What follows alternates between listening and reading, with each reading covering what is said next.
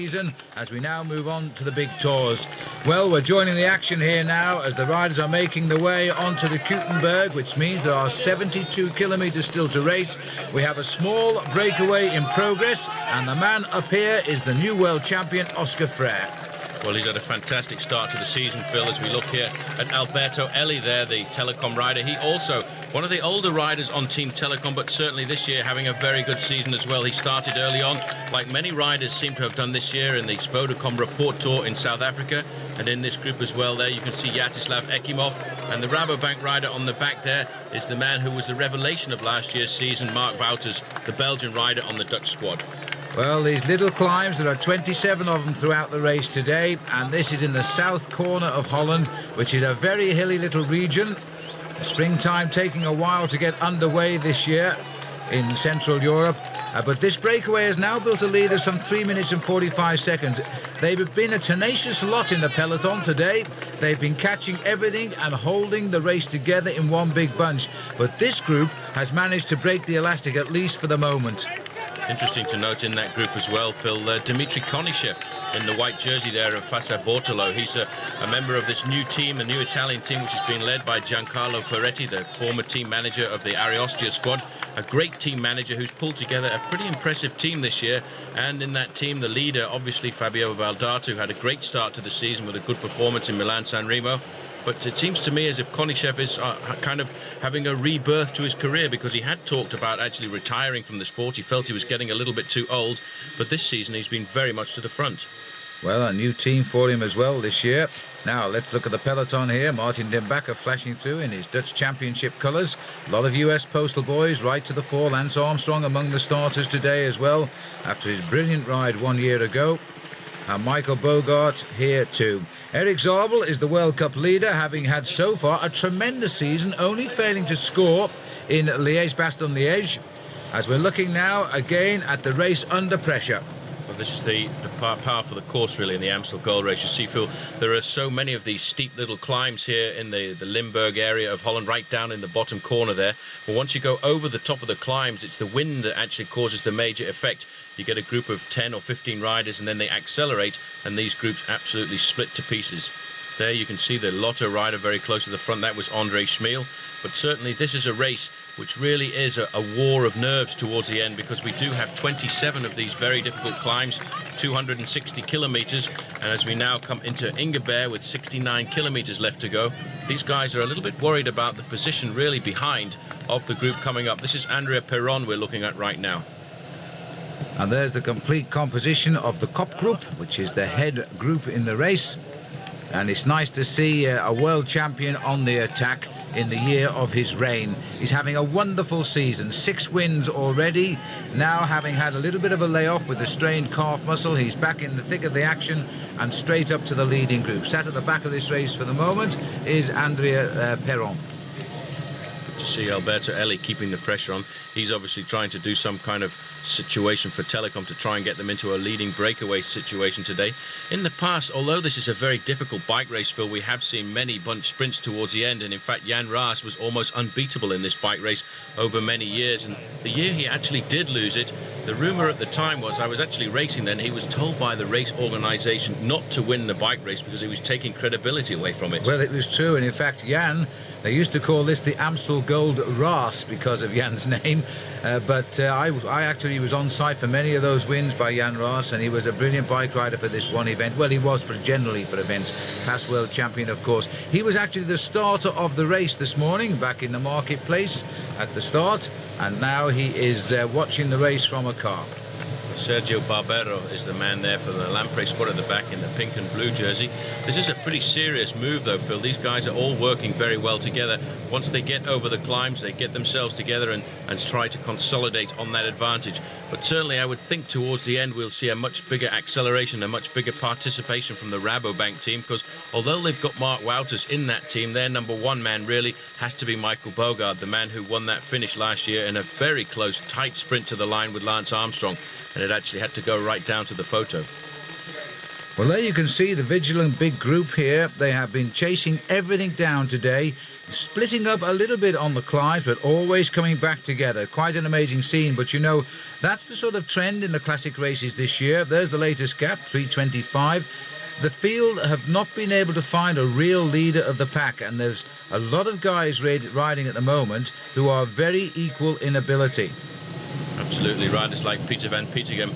This, although it's a fairly hilly classic, is a classic that can actually go across to the chances of a man like this. Barbaro here in a little bit of difficulties. We go down this descent. The next climb of the day, Phil, is going to be the Cowberg as they drop here into Valkenburg, and this is the corner that in fact was used in the World Championships on 2 occasions back in 1979 when I actually raced it, and you can't believe the number of people that were on the side of the road. Oh, this is a lovely area, southeast corner of Holland here. It is a holiday part. A lot of the Dutch people come down here for a week or two, and there's beautiful scenery here, very varied terrain, and plenty of nice cafes and things to do. The Cowberg is a 12% climb. It's a wide climb, and as Paul has said, in fact it was here, Paul, where Jan Ross won his world title back in the 70s. Absolutely an incredible sprint finish, and it was two years on the run that in fact the Dutch took it, because the year before the world champion had been Gerrit Knetemann. Now the riders here coming through Valkenburg know that they've got this very difficult climb of the Cowberg, then they drop off at the top down into the valley once again, then climb back up onto the same main road before heading back down into the town of Maastricht. And once they go into Maastricht, then they've still got a very big loop to do, and that other loop that they do, Phil, actually takes them into Belgium for a short while before coming back into Maastricht for the finish. Konishev and Perron in reverse order on the front of the riders here. A chance to look at the colours of Faso Bortolo. But there's a massive crowd here to watch the race, and the Dutch supporters really love cycling. But this is the only major classic race on their cycling calendar, the Amstel Gold Race. They also have the Tour of Holland, that is their other major race. Other than that, most of the events are held on closed circuits within the small towns. The police don't like closing the roads down as they do for these two major events every year. It is quite remarkable when you think of the number of Dutch cyclists that there are, that there aren't more major events in the actual country. They have to go abroad to race in France and Belgium and even down in Spain and Italy. And surprisingly enough, for a fairly flat country, they produce a number of very good climbers. Well, they're heading up after the Cowberg. The next climb will be the Muizenberg, which will be climb 26 today, and with 40 kilometres left to go. Looking through at Ekimov in his new US postal colours, back with the boys in America after a brief respite away with Vini Calderola. Just look down there at Valkenburg, Paul. What a massive crowd. And it's a real holiday atmosphere whenever the Amstel Gold Race is on as well. Unfortunately today the weather is magnificent, although a little bit chilly at the start. It was 14 degrees Celsius, which is only just over 60 degrees Fahrenheit. But certainly it's a holiday for the Dutch today. They come out, they wait at a nice point on the course, they find themselves a good bar, they have a few beers, wait for the bike race to come by, and then immediately it's straight back inside to watch the finish on the TV. And how nice when you're the national champion of your country and you're right on the nose of the peloton on the climb of the Cowberg, as Martin Den Bakker is here. It's the second time he's worn that tricolor jersey as champion of Holland.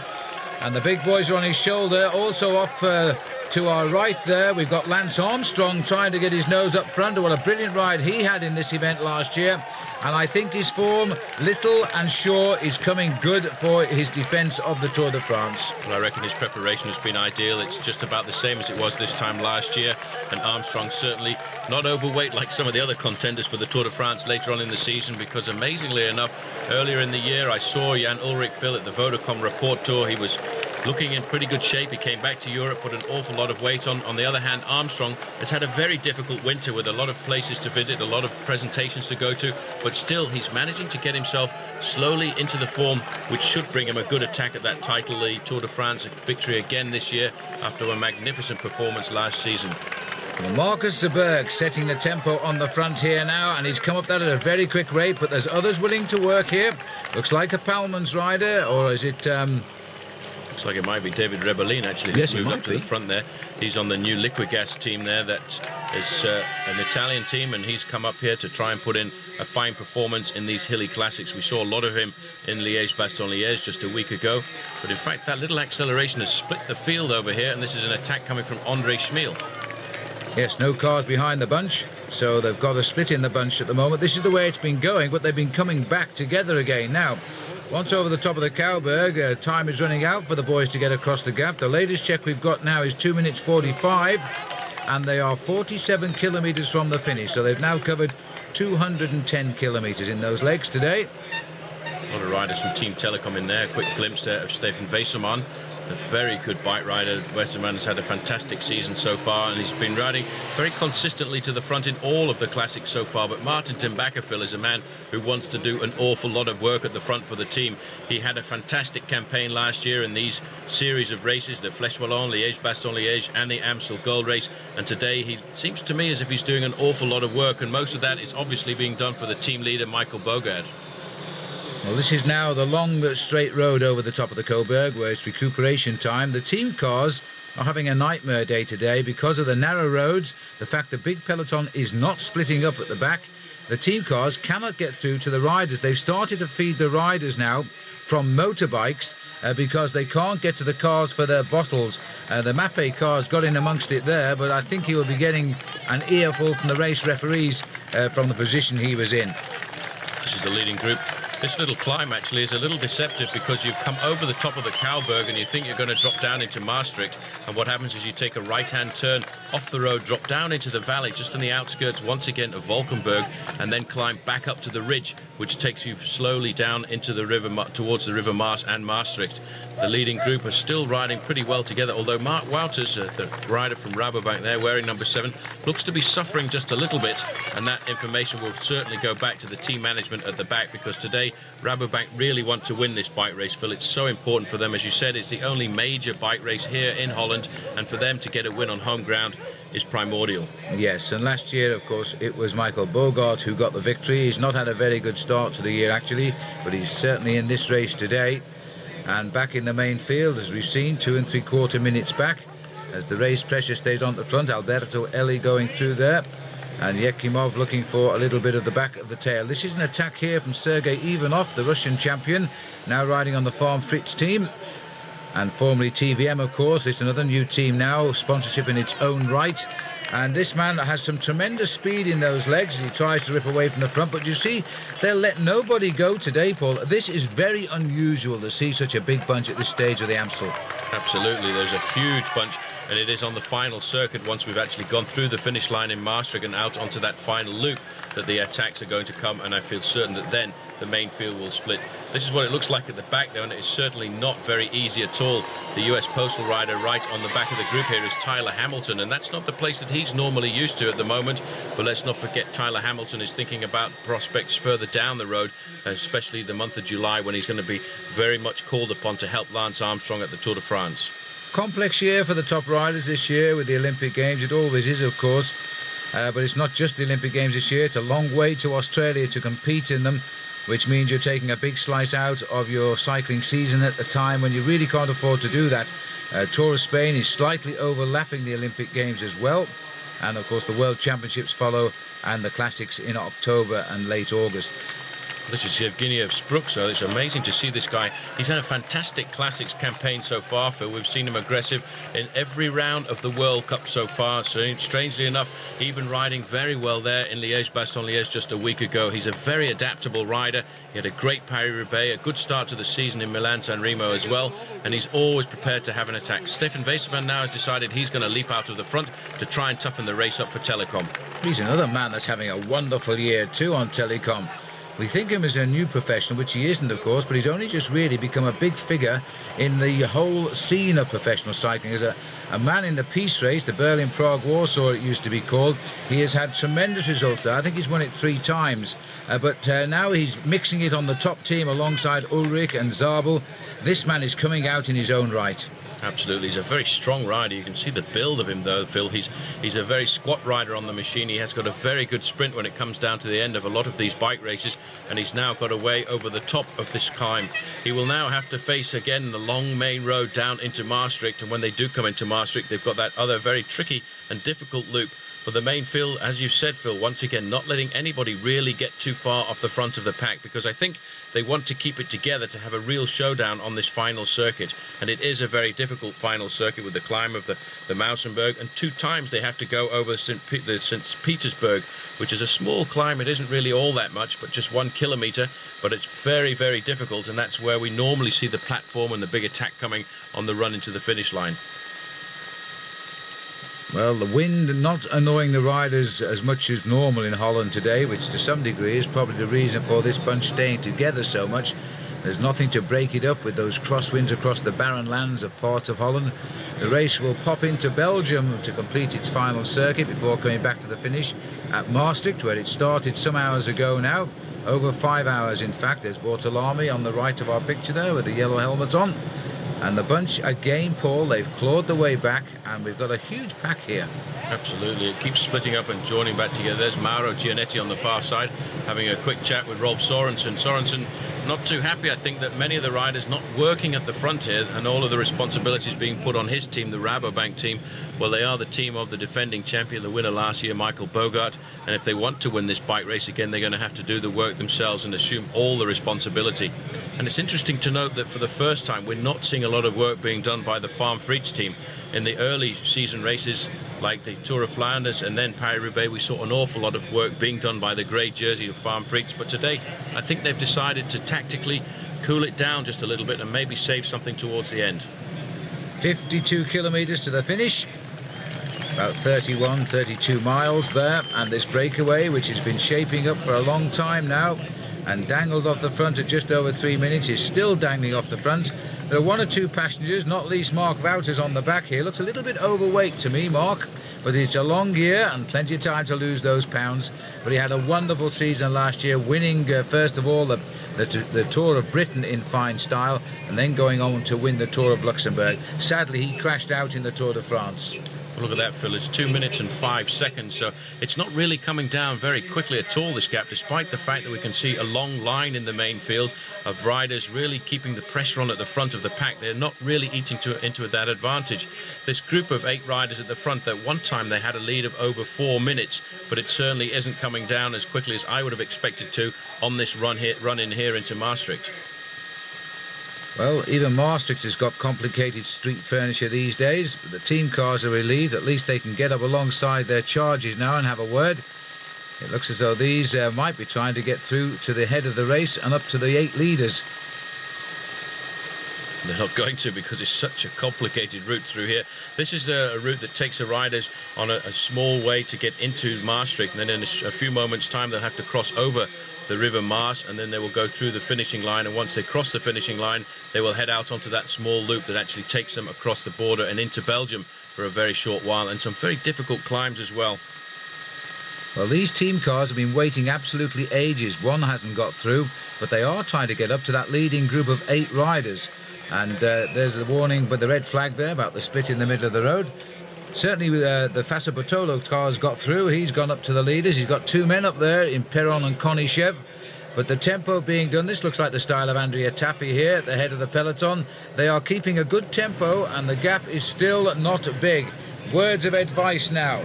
That's Sergio Passani, the team manager of the Mapei squad at the moment. And it is so rare, Phil, to see a world champion riding so aggressively as this man, Oscar Ferreira. Amazing to think that last year he had just 14 days of competition before he went to the World Championships and leapt out of that pack in the final kilometre to take only the 2nd world title for Spain, which is quite remarkable when you think of Spain as one of the great cycling nations. They've only had 2 world road racing champions. Eddie Mazzolini's the Polti rider. That's new colours for him, ex-Seiko. And looking at Dmitry Konishev there, looking for his car, as is Andrea Perron. There's Ekimov. It's coming down. 2 minutes now because Vesemani's gone back into the field. And it's a very tenuous lead. This bunch is enjoying the chase, I think, but they're not splitting up at all. Onto the Petersberg now. Well, this is the Petersburg. It's right after the finishing line. It's a very difficult climb, and very often you can see the main field split up here into small little portions. These are the 8 leaders. They're still surviving, Phil, and they're now on the way to the little lap that takes them out into the countryside of Belgium, then coming back here to Maastricht for the finish line. The top of this climb is very often the launch pad for somebody to try and jump away on the final attempt at this climb, because they come up this climb with just 5 kilometers to go before the finish. But at the moment you can see these guys are keeping very much together, trying to work as a very good group, as a good unit, and they seem to have been doing that. But certainly number 7 on the back here, Mark Wouters, trying to get his hand into his back pocket and get some food out there, is very much the policeman for the Rabobank team, and I think he's had the order not to work with this group any longer. Well, tradition dictates that the Amstel Gold Race is a battle between all of the Dutch-sponsored teams, and they would actually destroy their own chances rather than see a rival win, because they don't like victory going to a rival team in this Dutch event. Back to the front here, Servais Knaven of Farmfried setting the pace. And just on these narrow roads, the opportunity is rife now to go for it, but nobody is actually breaking this field up. They certainly haven't decided to go forward yet. Stefan Weissermann was the telecom rider, very close to the front and still riding in the top 10 or 15 places, Phil. I caught another glimpse of Lance Armstrong, and maybe he's thinking of a little bit of revenge last year, because he feels that he was a little robbed in that victory in the sprint towards the finish line, because Michael Bogard sat on him on the way down to the line and only just managed to get by him in the sprint. And I think a little bit more experience in sprinting, and Armstrong may well have been able to get the win there, but it was so close on the line. And we also had that incident with the motorbike, the press photographer, that caused the accident when the 4 riders were together, and we'll never know if Marcus Seberg could have pulled off the biggie. This is Filippo Casagrande just holding on to the back there, brother of his more famous Francesco, and he's having a difficult time on the climb now. The thing is that on these narrow roads, you see, you're forced into a long line and you have to slow down, then it really hurts to accelerate again. And there is an acceleration. You can see the long line of the main field there. 1 or 2 riders getting popped off the back over the top of St. Petersburg here, and the work now is starting to come from the Farmfrieds team on the front. We've seen consistently Servais Knaven in the grey jersey. Knaven is turning out to be a very good worker for the team. We are here in the streets of Maastricht. You see, we've gone through the finishing line, over the top of St. Petersburg, and this is the finish that the riders will come down a little bit later on, when they will just have 1 kilometre to go. But unfortunately, they're now going to head out onto a large loop into the countryside. Well, let's see if they can hold it together. They are far from safe here. In fact, I would say they're not going to make it unless somebody livens this group up a little bit. There's 2 riders from the Fassa Bortolo team, but they don't seem to be doing just more than what they have to. Mark Wouters is not doing anything whatsoever. There's the world champion Oscar Freire, wearing that jersey with pride. 6 wins this year already. Look at this, Phil. Somebody's taking a shortcut around the corner there. And that's the problem, actually, with racing in Holland. There are so many of these directional islands, so many of these central bands down the road, which are very steep concrete bands, that in fact it does cause a whole lot of confusion, and everybody's now trying to keep in contact with the bike race.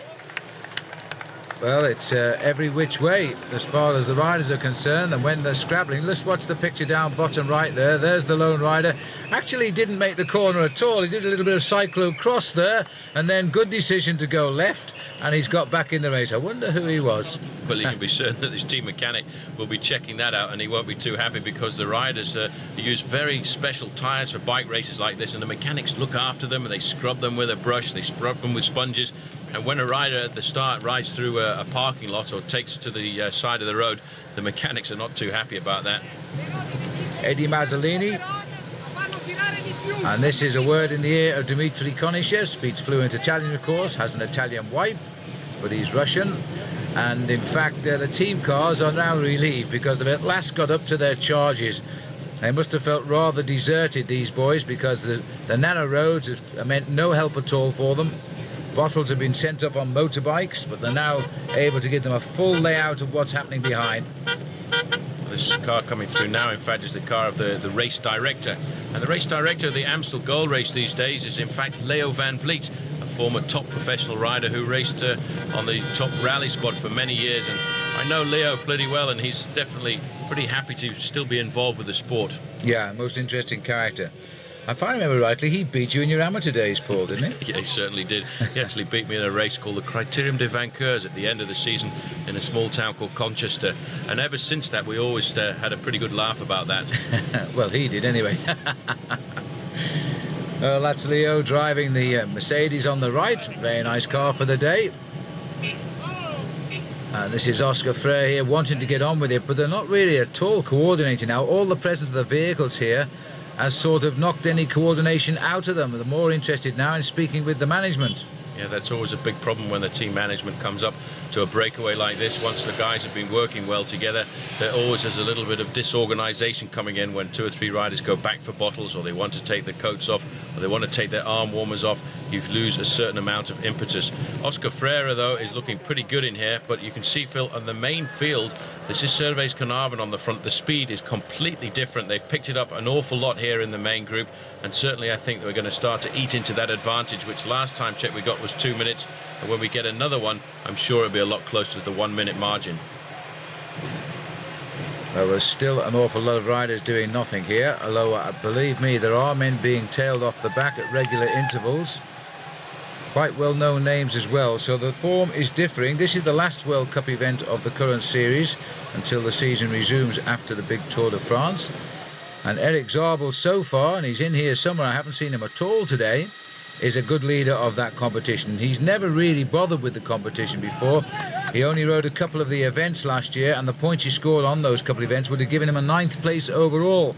But there is a minimum qualifying number of races you must ride, so Zabel didn't appear in the overall result last year.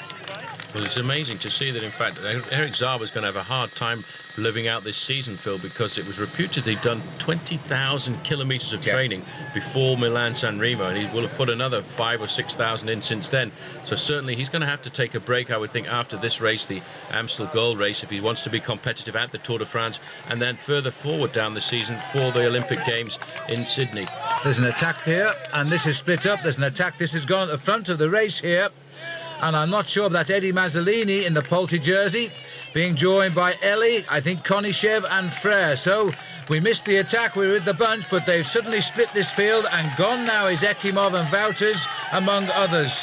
Well, this is the Mausenberg, 6%. It's not a major climb, but it certainly was enough to split the field at the front, or the group at the front, which was 8 riders, and that was a very good attack there by Eddie Mazzolini, trying to come across now Sergio Barbaro. He's missed the split there, but he's digging very deep over the top of this climb, and you can see, Phil, the crowds are unbelievable here at the Amstel Gold Race, and certainly there will be attacks here in the main group as well. On the front, it's still Cervez Carnarvon, but there's a big grouping there of Rabobank riders. They must be thinking about some kind of plan too. Well, there's Cervez up there, but I'll tell you what, also gone there was poor Andrea Perron, caught on one leg by the attack of Eddie Mazzolini. We'll see if they get back together once they're over the top of the Musenberg, which is the 26th of the 27 climbs. There are, in fact, 30 climbs in this race, but they don't count 3 of them for some reason, and just a total of 27 is a part of the competition. Well, the field here on the same climb is still keeping steady tempo. Let's get back up. These are the 3 dropped riders here, because that is Perron, and we've also got ahead of him Ekimov and Wouters, and they look as though they're finished because there's huge tracks of daylight in front of them now. Well, that's not going to be too good for Rabobank, and they certainly now must come to the front of this bike race.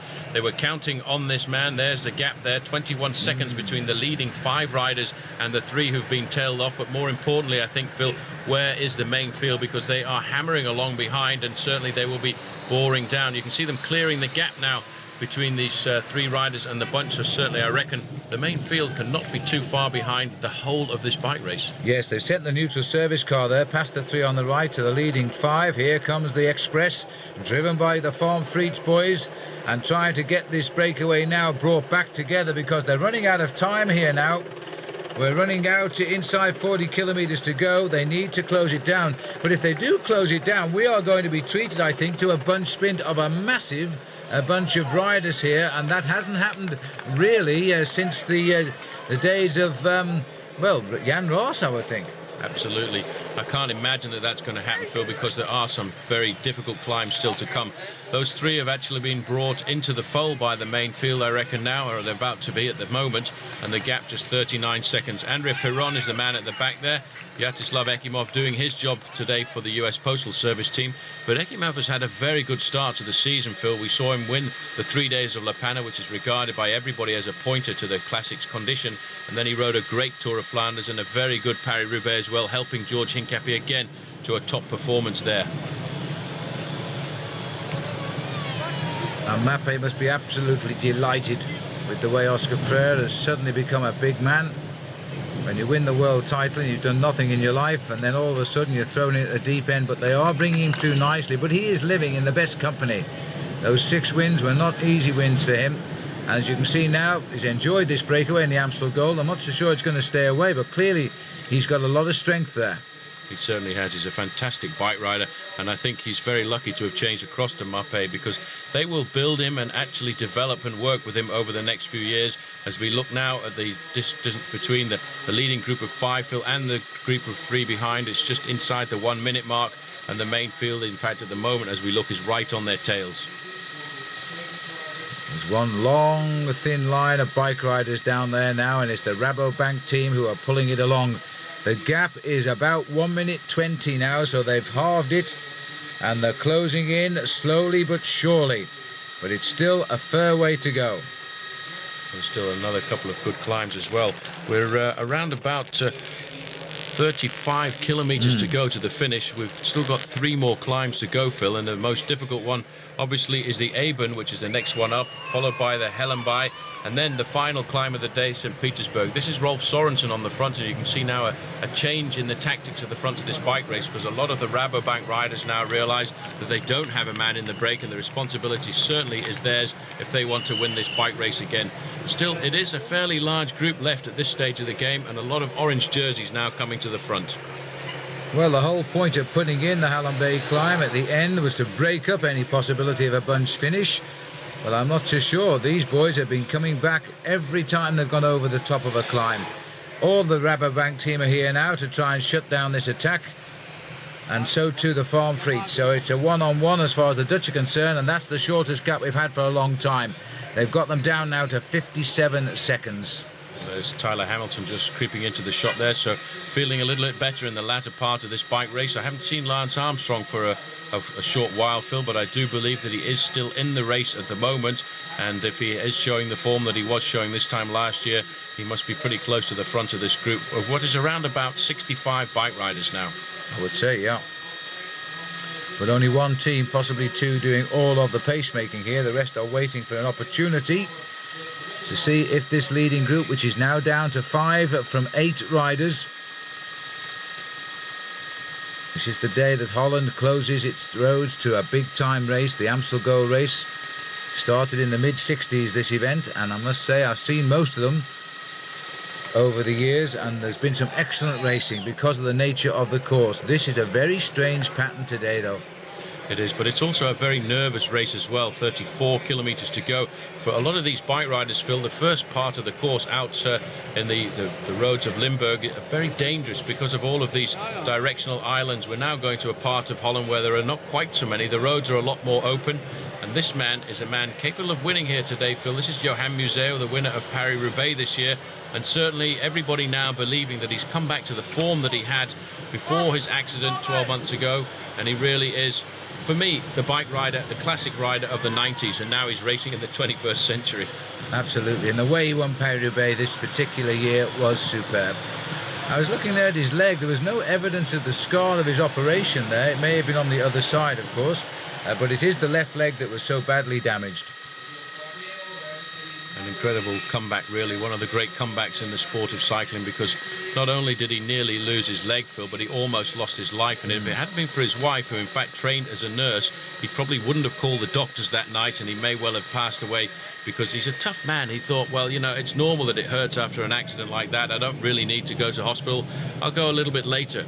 But his wife said no chance. She got onto the emergency services, and he was taken immediately to the emergency room at the hospital near Ostend, and they sorted him out pretty quickly. But if it hadn't been that quick reaction by his wife, we might not be looking at Johan Museeuw today.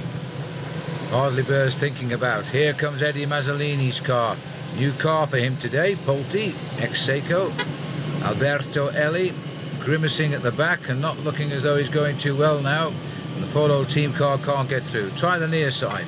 Let's not forget Alberto Elli is probably one of the oldest bike riders in this breakaway, Phil. He's pretty close to 34 years of age. He's been around for an awful long time, but he certainly is riding very well, and he's a man that can be counted on, especially for the Telecom team when they go through to the Tour de France later in the year. You can see now there's an awful lot of pressure. There is Eric Decker and Michael Bogard, and pretty close to them Lance Armstrong as well. But now you can see the leading group of 5 there as we look back down the road. You can see the main field have certainly eaten into that advantage, and pretty shortly I think we're going to see what we call in Italian gruppo compacto, everybody together. And absolutely amazing that is going to be as well. Valmiera, 30 kilometres to go, less than 20 miles to the finish, and this breakaway is still there and hoping. Oscar Freire checking them all out. There's Ellie sitting at the back. As Paul said, he's a bit long in the tooth these days. He turned pro, in fact, back in 1987.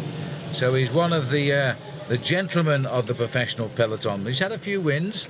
He's won something like 25 races. He's actually held the King of the Mountains jersey at the Tour de France as well. But he has, over the last few years, turned into being a very solid bike rider over all the terrains. You know, he's a tough man, and the kind of man that you need when the racing is very hard over the big mountain stages. But the man on his inside now, wearing the world bands, Oscar Freire, he's a young bike rider. He really is a major surprise to the world of cycling, and a fresh surprise as well, because certainly having won that title at the end of last year, he's come out and proven that the curse of the rainbow jersey is certainly not on him. Great to see. Oh, well, that's not good news for him either, though. 35 seconds, and the Rabobanks are bringing this train along now, having taken over from the Farm Fleet. And I don't think they can possibly survive now with the climb still to come and 35 seconds only in hand. I was about to start discussing who might win the sprint in that breakaway, Konishev or Freire, but it looks like it won't matter now. It'll be academic, because these boys are going to have them very soon. Absolutely, they've decided what they want to do. They realise they're coming into the tactical part of this course now, and they know that Michael Bogart is a very strong bike rider, and they reckon that they want to keep this bike race together, because they think that he's the man who will be attacking once we get to the next couple of hills. Alberto Elli, I think you're right, Phil, is starting to suffer a little bit on the back of this group, and the man who's the freshest and the man who's the most urgent in pushing the moves at the front is Oscar Freire, but with 35 seconds advantage, it must certainly all come together pretty soon. Yeah, Barbaro, who was the last to get across on the split on the Musenberg, is actually riding very well now. He's recovered and he's taking the line through, followed by Mazzolini, but Ellie has stopped working completely. His argument will be, well, my World Cup leader, Eric Zabel, is in a group which is coming up at 35 seconds. Every excuse not to help them break away. But the presence of him here at the moment actually takes pressure off the Telecom squad. And in fact, he's decided he's going to move forward and try and keep the group going just a little bit longer, because as long as he is here, it in fact takes pressure off Telecom, and they can sit in that group. And for Eric Zabel, he's having an armchair ride at the moment, because his team has not had to do any work at the front of this bike race. Well, everybody here seems to be giving all they can give right now. It's been a long breakaway for them. Ellie himself driving now, as Leo Van Vliet rather, goes through on the right of us. Looking back down the road there, Phil, you can see the motorbikes. The motorbikes at the front of the main field, so it's very much inside the 30-second mark now. And still Oscar Freire, he doesn't want to give up at all. He wants to keep the pressure on. He wants to try and go clear. And interestingly enough, his tactic today was to go out on the attack, because Oscar Freire is proving to be a very rapid sprinter. And I would have thought he would have adopted the attitude of a man maybe like Eric Zabel, to sit back and wait and hope there's a group of 25 or 30 riders in with a chance of a sprint to the finish. Well, that's normally the way it should be, but as we pull back here, I think we're going to see a huge pack of riders, and there they are. At this stage of the Amstel Gold, it's not unprecedented, but it is highly unusual. Absolutely. The work being done by the Rabobank squad there. You can see the champion of Holland in third place, Martin ten Bakker. Himself today being put into a situation where he's having to do an awful lot of work for the team. They didn't have too much pressure on them early on, because they did have a man in that early breakaway, Mark Wouters. Now he's been caught by the main group, and we're being put into a situation where the Rabobank squad are having to come to the front, support the whole weight of the race, because nobody else at the moment is too keen on pulling back those leading group of 5. Sorensen swinging off the front here, and certainly in that group they're putting a lot of pressure now onto the shoulders of Michael Bogart, and it's so very difficult in a race like this to win 2 years on the run. I know Jan Raas was able to do it 4 years on the run, but certainly bike riding has changed an awful lot since the days of Jan Raas. In attack now, this is Konishev trying to leap off the front. Well, can they? I think they've got. Well, they're not going to go anywhere, are they now? That was a last gasp by Konishev to try and cause a reaction. But they're just about spent. Nobody's too strong to break away from that group of 5, and this bunch know now that they are bringing the Amstel Gold Race all back together again. And I don't know how many's down there, but it's at least 60 or 70 riders this morning, or this afternoon rather, from the 190 that started out. Konishev is carrying on. He's still trying to go over the top of this slight drag in first position, but he's really just prolonging the agony because the main field is here. They've picked up the 4, and in fact there's only just one man resting a little bit further up the road, and that's Dmitry Konishev, and pretty shortly they're going to be on his tail, and there it is. 27 kilometres from the finish, and the catch has been made. Now the riders waiting for who will make the next move. We've still got the steep climbs to come, and maybe the organisation who slipped this climb in a few years back to try and stop bunch sprinting may be very wise here now, because they may get a group away on that final climb. It's only a short stabby climb, but it could hurt the legs. And the next climb will be the climb of Eben. And moving to the front there, Phil, a lot of US postal riders getting into the action as well. Maybe they're trying to set something up for Lance Armstrong. Armstrong so far has had a pretty easy bike ride here in the Amstel Gold Race, and he is the kind of man who's got the explosive acceleration on these short climbs in the Limburg part of Holland here to get away and force a group of 5 or 6 riders clear. Now, big chance now. A lot of riders in here are going to feel their chances have suddenly been enhanced. They'll know how they're feeling, of course. Sprinters can start drooling a little bit, I think. We haven't seen the World Cup leader Zabel, but we understand he is in that bunch. There's been no reports to the contrary, and he's been hiding nicely, but he's going to start thinking again now of more World Cup points at this point. Absolutely. Now a little discussion here at the front. This is Leon van Bon from the Rabobank team having a quick word on the far side with Mark Wouters, who was in that breakaway a little earlier. Yeah, I wonder what he's saying to Mark. Mark's giving him first-hand impressions of what it's like to be out front for half the race, and he slipped to the back now. Van Bon hasn't had any performances this year yet. He's a rider that tends to come to form around about June, so he may be a little bit early for him as they come off these beautiful streets in Holland, these residential streets. But they do have a lot of problems in Holland now with traffic furniture and humps and sleeping policemen, as they call them. Well, everybody's getting a little nervous now, Phil, because next on the agenda is going to be the climb of Eben. And over the top of that, there's only around about 25 kilometres to go to the finish line. Saint-Simeon, 4.5%. 27th climb of the day. 2 or 3 riders, 4 riders managing to force off the pace, but you can see the big line there of the main field. They really are putting pressure on themselves at the moment, trying to get at least a small group of riders clear off the front of this pack. Well, the big team surely can start manoeuvring now. US Postal trying to get in here. Here comes an attack by André Schmil. Schmil always can smell opportunities. This man knows when to make moves and test the water, and he's giving it a go now. Certainly moving forward there as well. The Mapei rider looks like Paolo Bettini, the winner last weekend of Liège-Bastogne-Liège. And this is a huge group, Phil. Look at that. It's very rare to see so many bike riders in with a chance at the end of the Amstel Gold Race. Here is the champion of Holland, Germany, I should say there, Udo Boltz. He's not riding as well as he was over the last couple of weeks. He shouldn't be riding so close to the back. And Rolf Sorensen still fighting to try and find some form after an early season accident, and it's harder and harder as you get older in the career to get over a difficult problem like that. And Sorensen, although he had done a lot of work earlier on, finding himself pretty much now near the rear of the pack. Well, he won't have much longer to go. He's been around for such a long time, Rolf, and he's won some great races in his career. We'll miss him out the peloton, though, because he's been a regular for 15 years or so. Another attack. This looks like Bettini, is it? It is Bettini trying to get himself off the front. It's not a very steep climb here at the moment, but it's really come out to the front, and he is hammering. He must feel like a changed man, Phil, after winning Liège-Bastogne-Liège. We're now coming into Houtin, Saint-Simeon. It's only a small climb. It's hardly a climb to be called anything at all, 4.5%. But that acceleration has really put the cat amongst the pigeons, and there's a rider from the Lamprey taking over the chase at the front. But it's the only way is to break this field. It could be Ballerini, big Ballerini on the front now. The crowd here must be extremely surprised to see the whole field coming through Saint-Simeon.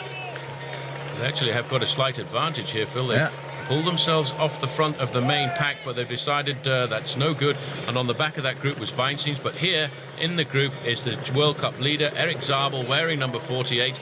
He's still in with a chance now. They're going to have to get rid of this guy before the finish if they want to make sure that they can win the Amstel Gold Race, because Zabel is having a fantastic season. So he was there all of the time. We hadn't seen him. We thought he was. Now he knows he has a real chance here of major World Cup points. He is a specialist in the big finishes, and at the moment that's the way the Amstel Gold is setting up to be. I think the last group sprint we got was taken out by the former East German Olaf Ludwig, which was about 8 or 9 years ago. And normally it's small groups of very rarely more than 30 or 40 men. Well, I'm not sure there's going to be a bunch sprint today, Phil, because the time seems to arrive when a lot of these riders want to attack. There's an Once rider going off the front there, and it may well be Laurent Jalabert. Jalabert is in this group, but it's a much smaller rider, so it could well be that it's David Echavarria. We've seen him riding so well over the last 2 weeks or so. But Once now coming to the front of the bike race. We're seeing so many different teams coming to the front now, Phil, trying to put the pressure on this event. And also reminds me, Paul, we haven't seen anything of Laurent Jalabert either. He's in there somewhere too. Absolutely, but Team Telecom are very attentive. A lot of pink and white jerseys very close to the front. And Stefan Weserman is the man there in third position. Weserman really is a hard worker. He's not scared of going to the front of a bike race and doing as much work as possible.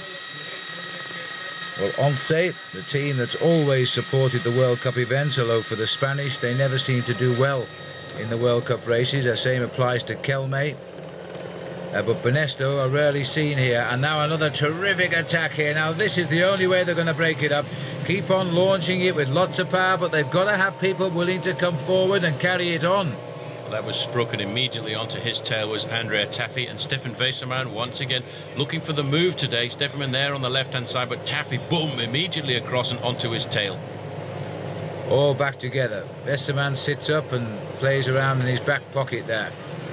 Jeroen Blijlevens, Polte rider, one of the big transfers of this winter season coming across. Surprising to see Jeroen Blijlevens still in with a chance as well, Phil, because Blijlevens normally has a very difficult time here at the Amstel Gold Race, and he will be moving forward now to try and hope that if there is a split on the next couple of climbs, he's going to be in the front half of the main field. He too is a man really looking for good early season form, because he hasn't had the start to the year that he normally has. And that was Sergio Barbaro, who was in the breakaway there, who was just touching Blijlevens. And at 22 kilometres to go, it looks as though the Telecom boys, Ralph Aldag on the front here, are now driving for Erik Zabel. Zabel must have said something to them, because they've taken control now. And look at this ripper off the left. Well, that's Taffy. You can't mistake that style, straight out of the main field. He's a great bike rider, Phil. I love to see him racing. He uses the motorbikes all of the time. He tries to catch out the cameraman just to get a little bit of a slipstream off that machine. And he's not doing anything wrong at all. It's the motorbike from the TV who has to get out of the way. Oh, well, that was an absolute scorching attack, because I thought the bunch were going pretty quickly till Taffy came by. But I would think that right about now, his legs are screaming. He's a star. I really love to watch him race. He's unbelievable. The style of him when he comes out of the pack. Let's just have a look at that one more time. You know, they're going full bore. There's Aldag on the front of the main field looking for his teammates, and bang, Taffy hits them. Well, that's a fabulous attack, and that's the way to do it, but I'm not so sure after an effort like that you can keep it going. This has been a very quick race today. It's in excess of 41 kilometres an hour as we go under 20 kilometres from the finish now, but it's not an easy 20 kilometres. It certainly isn't. We've still got two very difficult climbs. 91 there. We could get a quick glimpse of Peter van Petegem. He's a good bike rider, Van Petegem, and he certainly would be looking for a chance here to come out with a victory, because it looks at the moment, Phil, as if we are going to be treated to a very large group, because we still have got at least 50 bike riders in with a chance here of taking out the Amstel Gold Race. Well, it's a long straight road, hardly conducive at this point to a breakaway, but there's 4 or 5 riders trying to get it all together here. This is Taffy, and this is the next man coming along. It looks as though it might be Weserman. And in fact, Alexander Vinokurov. Yeah. Very similar style, a short, punchy style of this young man. Another of the great winter transfers. We've had a lot of very important transfers during this winter season. Vinokurov has been brought across from the former Casino team, and he's certainly looking forward to the Tour de France, a winner of the Dauphiné Libéré, a very great climber. And these are the events where we start to see the climbers for the first time. Liège-Bastogne-Liège, Flèche Wallonne, the Amstel Gold Race, and certainly that was a great move by him to get across there. But it looks now as if one of the Farm Fricks riders is trying to get across the gap. Well, we'll see if we can get up to him very shortly. We've got Weinsteins also in the pack. There he is, 132. Number 1, Michael Bogart. All of a sudden, he's taking an interest at the front of the race now. This is a very different bike race this year, and Taffy has started what he hopes will be a breakaway. But in fact, Vinokurov has gone forward. There's 2 more coming across here, and this looks like Martin Dembacke latching on. And getting right onto the back there as well, that's Giuliano Figueres, a very good teammate of Paolo Bettini, the man who won last week, Liège-Bastogne-Liège. Now this is looking like a serious move, and this will be a nice move for the Mapei riders, because they'll have 2 riders in this leading group. But look how difficult it is for Martin Dembacke to get onto the wheel of those riders in front. But actually, as we speak, Phil, it's all coming back together. Well, I didn't expect that. I thought that group was certainly going to go places, but obviously, thinking about the possibility of a win for Vinny Calderillo moving forward here, you can see Mauro Gianetti. They are all working for Francesco Casagrande. Casagrande will think, I think mainly, Phil, about an attack on the final climb of the day, the St. Petersburg. Well, we saw how good he was on the Huy, the wall of Huy, at the end of Flèche Wallonne when he stomped up there and took the victory. Right, now this has got to be showdown time on the Helen Bay. It's 18%. It is a nasty climb, and those with any legs left have got to put home the hammer now. Second position there is Peter van Petegem. This is the back of the main field, and it certainly is more than 60 bike riders, and this is the point where they really are suffering. The sprinters now will be holding on. Peter van Petegem launches an attack here down the gutters.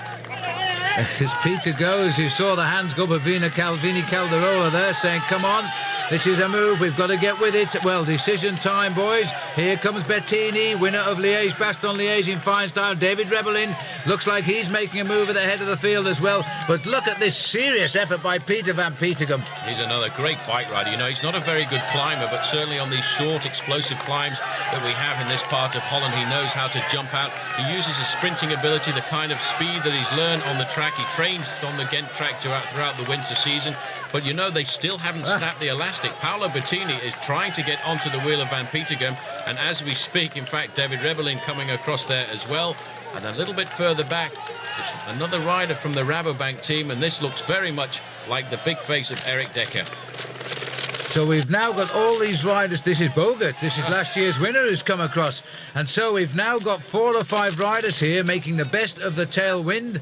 And there's a group. There's Weinsteins has just come across as well. And that is Marcus Seberg, the rider who might feel robbed last year when that accident with the motorcyclist caused him not to be in at the kill with his famous sprint. A bit further down, this is Vyacheslav Ekimov at the back of another group. Ekimov has been in the front of the bike race for an awful long time, and this may well be the decision, Phil. This may well be the time that the group has gone. 2 of the riders in this group were in the front of the Amstel Gold Race last year. The man sitting on the back there, Marcus Seberg, the man there wearing number 1, last year's winner, Michael Bogard. But Peter van Petegem is the man who really blew this race apart on that climb there of Helen Bay. And that was a great move by him, and what he needs now is for the rest of this group to start working. There is Paolo Bettini, the winner of Liège-Bastogne-Liège. The big rider coming through here from Balmers is Van Dijk. Yes, that's right, so he makes up the 7. We missed that one, but all 7 are here now. If they got down to the finish, of course, Seberg is a big candidate for a win, and there he is. So injustice last year when a carelessly parked motorcycle took out 2 of the 4 leaders. He was one of them. And you know, he might well have won that race in the sprint. As it was, Bogart just hung on to beat Lance Armstrong. And I said at the time, if it had been anywhere except Holland, Armstrong would have won. I think the extra home power there brought him over the line first. Absolutely. The last lunge for the line was the most important one. Now, this is a pretty serious looking group here, Phil, because now there's 2 Rabobank riders in the leading group, and they'll be pretty confident about that because they are both very good winners. They will, though, have to try and get rid of Peter van Petegem because he, for my betting, is the fastest man in this leading group, the Cop group, with the 2 riders there from Rabobank, Bettini, Van Petegem, Weinsteins as well, a man who has had a very good early season campaign, and he's wearing that sort of mauve and white jersey as the champion of Latvia. Weinstein is a man of the future, very much so. We're going to be talking about him for many years to come. There he is on the far side of the camera. And still the memory card team now. That's a new team on the front working hard here. Well, they've had Tristan Hoffman in trouble at the back of the field today, which is unusual for Tristan. He's such a man for the classics, but he's having an off day perhaps. It looks like Taffy on the front. He won't be too happy at that either, Phil, because having such a great season in the classics, he really was looking forward to performing well here at the Amstel Gold Race, and that's just the way it goes in bike riding. Sometimes you can have a bad day, and especially in your own country, well, that doesn't go down too well. The Francis de Jeux rider there, in fact, in second position is Frédéric Guédon, a winner last year a winner a couple of years ago, I should say, of Paris-Roubaix, and the man just in front of him was Stefan Herlo. 15 seconds between the leading group and this group here, and still an awful lot of US postal riders in there. Good to see as well. Ralph Aldag giving us a nice strong look at the camera as he went through there. There's Vyacheslav Yekimov still here. He's done well to hang on, really, hasn't he? Because that was a tough breakaway they were all in earlier. And at the back there, the Mapei rider, one of my favourite bike riders, Wilfred Peters, a definite #1 man to have. If you have to pick your dream team in professional cycling, you would always want a man like Wilfred Peters there, because he is such a stalwart, such a tough worker, always ready to come to the front and work when needed, and always has great morale as well. Well, this is the leading group here. What win there was strong and right behind them on the climb. You see by the Belgian flags there, because that's where we are right now. These are roads in Belgium. Was right behind the leading group when Peter van Petegem attacked. He's pulled away some excellent quality bike riders, but I'm not so sure whether they can stay away, because the vigilance of that group today has been something special. The last year's winner, #1, Michael Bogart.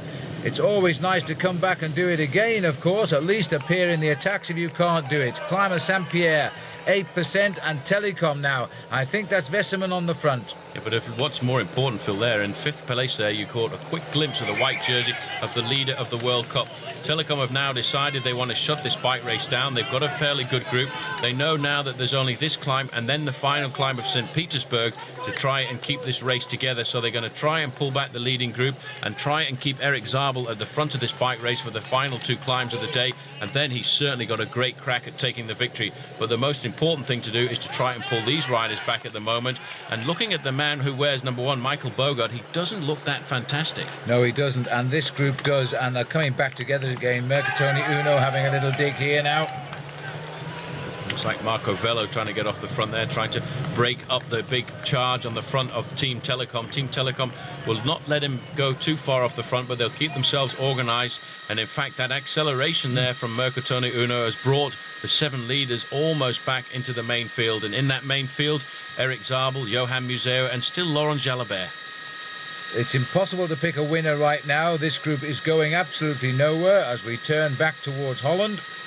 Those 7 leaders. We think it's Marco Velo bridging the gap down there for Mercatoni Uno, but it won't matter. It'll all be academic in a minute. Our cameras are out of it now because of the proximity of the bunch, but we can see everything here as the catch is made from the helicopter. There's a crash, you're right. That's going to be of major importance to the bike race. Well, what on earth caused that? I think they were all scrambling to the left-hand side of the road, trying to stay on the wheel of the man in front of them, and boom, they all went down. And that will split that main field, but the Telecom guys were all in the front. Well, there's the split that we see, and I wonder if our cameras realised it, because I don't think they have actually. The helicopter's continuing the race. Well, we saw what appeared to be a pile-up. They split the field, don't know who's in it at the moment, but we've now got 3 bunches here trying to make echelons in the crosswind. Well, that was unbelievable. They went down like a bag of potatoes, and it was certainly somebody touching the wheel of a rider in front. And still, this will give the advantage a little bit to the riders off the front here, because a certain amount of chaos will come. Let's take a look at that once again. Well, what's to the right of our picture here, and goodness knows how it came to happen on the road. There it is, a touch of wheels. The 2 riders have gone, possibly 3. They must have touched wheels, Paul. Unbelievable the way they went down. They just went down, bang, and then they were on the ground. It's one of the riders from Faso Bortolo who's gone down there, I would think, because this is the rest of the main field trying to move forward to the front of the bike race. It could well have been somebody like Andrea Perron who was involved in that, but the guys we're looking at now are the guys who've been blown away from this Amstel Gold Race at the moment, and they are not really in with a chance of a kill. Right, as we look here at the race leaders now, still struggling to come together as they descend off the climbs. They're all together again. We are hearing that, in fact, Laurent Jalabert has been involved in that crash and is out of the race and possibly on his way to hospital. So let's hope he's okay. Well, that's really unfortunate for Jalabert, because he was having a pretty good race. He rode very well last week in Liège-Bastogne-Liège. He did a very good Flèche Wallonne, so his season was starting to hot up. And I hope for Laurent Jalabert that it's not too much of a problem there. This is the big river, the Mars, the Meuse, they call it in France. And this is the race where we cross over and then head down towards Maastricht for the very last time. And very shortly, Phil, we will be looking at that final climb of the day, the St. Petersburg. We're back towards Holland again, and that was Bettini leading the charge. These riders are sticking together like glue today. I must borrow some of that when I go out with the boys training, because this has been a very, very good race in many ways, but disappointing in others, because the riders are just allowing nothing to get away. They're scrambling it back together again, but there's a split now, and ironically caused by the crash. And it looks to be 16, 17 riders up there. Absolutely, you can see them, and now this is the rest of the main field are just trying to get down that descent. It's a very tricky descent, but for these guys it's basically all over. They're more than a minute behind those two groups, which are much further up the road at the moment, and that 17-man group is going to be very important. But there's a man trying to get across at the moment as well. We saw just a few moments ago from the helicopter, and I think it would be interesting to see whether or not Eric Zabel has made it across on the descent. Let's see if we can identify some of these riders now, because this could well be at last the split that makes the Amstel Gold Race this year. And that's Stefan Westermann for sure there, having a little dig, and he looks over his shoulder, but there's the split, Paul. I do believe it's coming back. Well, it really is going to go down to the last few kilometres here. The blossoms there, you can see springtime really making this a remarkable day today for the Amstel Gold Race. But what a great move by Stefan Westermann, and they haven't actually taken up the chase behind him, Phil. And he is a tough bike rider, you know. If they don't chase him down soon, he could well find himself riding to victory. We're passing one of the big locking systems here on the Meuse, or down the road that takes us, splits Holland and Belgium and Germany and France. And we're coming back over the bridge again, and it is Stefan Westermann who's made his move and gritting his teeth. Difficult ride, a long straight road alongside the river here. He's just going to have to go. He has that wonderful style. He always keeps his head up and crouched forward on his end of his saddle, and it's not the sort of streamlined ducking and diving style we often see. Well, you can see now, Phil, that in fact there is no organised chase behind. Still groups of 4 or 5 riders trying to get across, and that will give the advantage to that leading group of 17 men at the front of the bike race at the moment. But certainly we still do have a very difficult climb to come over. Well, this looks to me as though it might well be Johan Museeuw, or is it Wilfred Peters? It's Wilfred Peters who's got himself in the split there with the Polti rider. Peters, always a man to be counted on, trying to pull the bike race back together. He's obviously been given a little bit of freedom today there. The man on the far side is Bart Voskamp, the Dutch rider on the Polti squad. He too is trying to pull himself up to that leading group of 17. But it's still so much anybody's race here, and the riders know it. And as they come here now there's a shutdown here. The Vini Calderola boys not too happy, and nor are the Lamprey riders. And so they've had a slowdown, and if they allow that to happen, then of course the break is gone. It'll be interesting to see, although Phil, we did have a lot of those riders from Team Telecom on the front. I'm not sure whether or not Eric Zabel is in this group. Roman Weinstein certainly is, 132 there, champion of Latvia, a very good man when it comes down to the finish. And on the front, it's Team Telecom setting the pace, so that looks like Stefan Westermann. It looks as if his breakaway came to naught, and he's now decided to change tactics now and ride for the team. Now, where is Zabel then? Zabel, as far as I know, is not in this 17. He's back in the main field. And the gap there, you can see, is actually stretching out. There's no chase there at the moment. You can see 1 or 2 riders trying to get across. If anybody has got the power, that gap is not too big to be able to leap across on this final climb of the day, the St. Petersburg. And they will be getting there very shortly. There, in fact, look at that, Phil. That is Oscar Freire and Eric Zabel in this leading group. Now, that is pretty impressive. Oscar Freire was in that breakaway for an awful long time. He went clear over the Kuttenberg, and he's still in the bike race. But Eric Zabel, he must be really twitching now. Well, if he gets a big load of points today, then I think he can put his feet up for the rest of the World Cup season. To be quite honest, he has a good lead already. And remember that his big danger man at the moment, Johan Museeuw, André Schmil, aren't in this move, and that is why Westerman now is not going to look over his shoulder. He's going to go as long and hard as he can. But what a lovely ride by Oscar Freire, the world champion, in that earlier break, which is a very difficult break, and he's still looking for the moves right now. Well, here's Johan Museo there, number 13. And this is the point where we're just about to turn off this big main road, Phil. This is the group behind, actually, the leading group of 17, a lot further up the road, and they will switch across to the left into that central reservation there, and then a sharp left, and they will go up the climb of St. Petersburg.